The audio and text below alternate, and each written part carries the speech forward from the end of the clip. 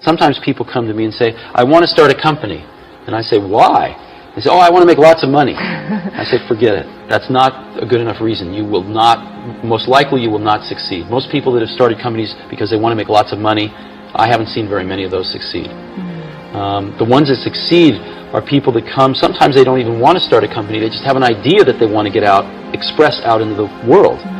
And oftentimes they have to start a company because nobody else will listen to them.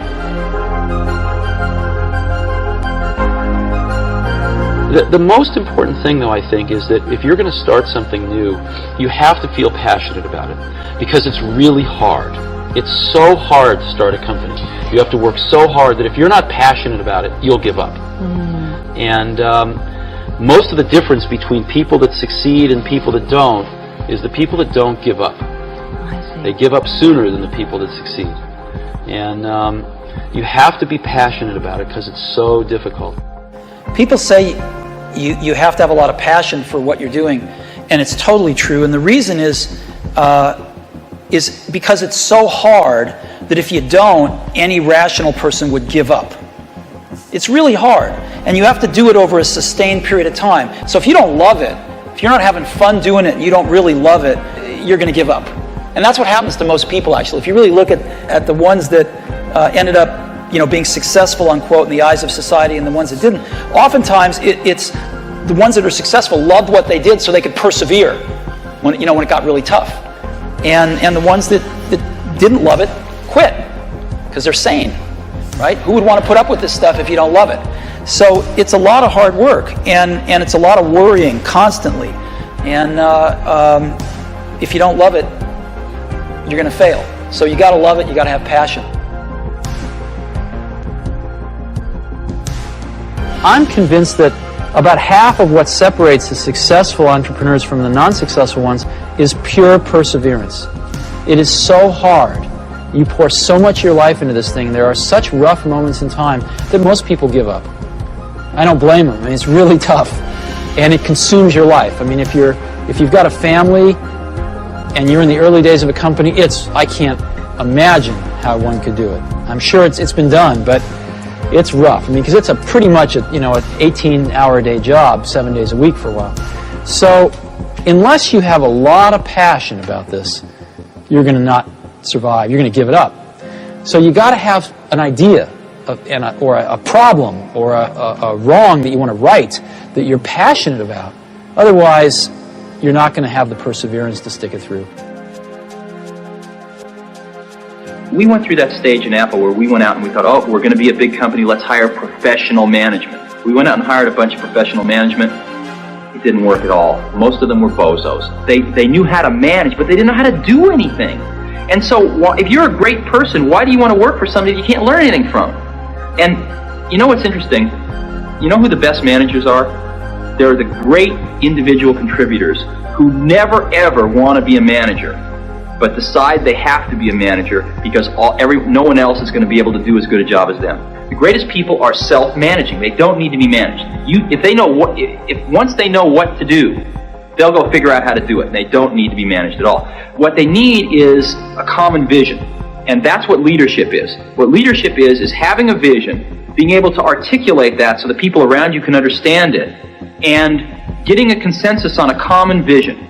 We wanted people that were insanely great at what they did, but we're not necessarily those seasoned professionals, but who had at the tips of their fingers and in their passion the latest understanding of where technology was and what we could do with that technology, and who wanted to bring that to lots of people. So the neatest thing that happens is when you get a core group of 10 great people, it becomes self-policing as to who they let into that group. So I consider the most important job of someone like myself is recruiting. My model of business is the Beatles. They were four very talented guys who kept each other's kind of negative tendencies in check. They balanced each other, and the sum was greater than the total was greater than the sum of the parts. And that's how I see business. Great things in business are never done by one person. They're done by a team of people, and we've got that here at Pixar. And we've got that at Apple as well. And so that's what lets me do this. Well, you know, with the Beatles, when they were together, they did truly brilliant, innovative work. And when they split up, they did good work, but it was never the same.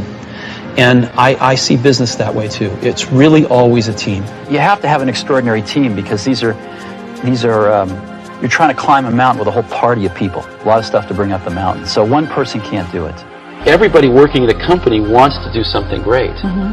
They want to be excited about what they're working on, and they want to be recognized for it if they do a really great job. So we just try to allow people to do the best work of their lives. You know, we try to hire really smart people, but we have a very simple organization, and we try to focus and do very few things well. And focusing's hard because focusing doesn't mean saying yes, it means saying no. So we decide not to do a lot of things so we can focus on a few handfuls of things and do them well. That's an incredible feeling. To know that you had something to do with it, A, and B, to know it can be done. To know that you can plant something in the world and it'll grow and change the world ever so slightly. There needs to be someone who is sort of the keeper and reiterator of the vision. Because there's just a ton of work to do. And a lot of times, you know, when you have to walk 1,000 miles and you take the first step, it looks like a long ways. And it really helps if there's someone there saying, well, we're one step closer. You know, the goal definitely exists. It's not just a mirage out there. So in 1,001 little and sometimes larger ways, the vision needs to be reiterated. I do that a lot. One of the things I've always found is that you've got to start with the customer experience and work backwards to the technology. You can't start with the technology and try to figure out where you're going to try to sell it. And as we have tried to come up with a strategy and a vision for Apple, it started with what incredible benefits can we give to the customer? Where can we take the customer? Not starting with, let's sit down with the engineers and figure out what awesome technology we have and then how are we going to market that. And I think that's the right path to take. I remember with the laser writer, we built the world's first small laser printers, you know, and there was awesome technology in that box. We had the first Canon cheap laser printing engine in the world, in the United States here at Apple. We had a very wonderful printer controller that we designed. We had Adobe's PostScript software in there. We had Apple Talk in there. Just awesome technology in the box. And I remember seeing the first printout come out of it and just picking it up and looking at it and thinking, you know, we can sell this. Because you don't have to know anything about what's in that box. All we have to do is hold this up and go, do you want this? And if you can remember back to 1984, before laser printers, it was pretty startling to see that. People went, whoa, yes.